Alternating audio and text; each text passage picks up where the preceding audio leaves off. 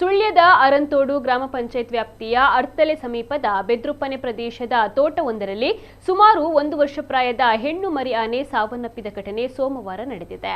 ಬೆದ್ರುಪ್ಪಣೆಯ ಬಾಲಕೃಷ್ಣ ಅವರ ತೋಟದ ಪ್ರದೇಶದಲ್ಲಿ ಮರಿ ಆನೆ ಮೃತ ಸ್ಥಿತಿಯಲ್ಲಿ ಪತ್ತೆಯಾಗಿದ್ದು, ರಾಮಕೃಷ್ಣ ಅವರ ಪುತ್ರ ಅಶೋಕ್ ಅವರು ಮರಿಯಾನೆಯ ಮೃತದೇಹ ಕಂಡು ಅರಣ್ಯ ಇಲಾಖೆಯ ಅಧಿಕಾರಿಗಳಿಗೆ ಮಾಹಿತಿಯನ್ನು ನೀಡಿದ್ದಾರೆ.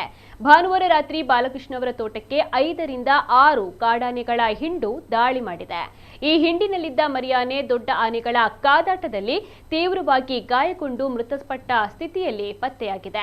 ಮರಿಯಾನೆ ಮೃತದೇಹ ಇರುವ ವಿಷಯವನ್ನು ತಿಳಿಸಿದ ಬಳಿಕ ಸ್ಥಳಕ್ಕೆ ಅರಣ್ಯ ಇಲಾಖೆಯ ಅಧಿಕಾರಿಗಳು ಭೇಟಿ ನೀಡಿ ಪರಿಶೀಲನೆಯನ್ನು ನಡೆಸಿದಾಗ ಮರಿಯಾನೆಯ ದೇಹದಲ್ಲಿ ಗಾಯದ ಗುರುತುಗಳು ಪತ್ತೆಯಾಗಿದೆ.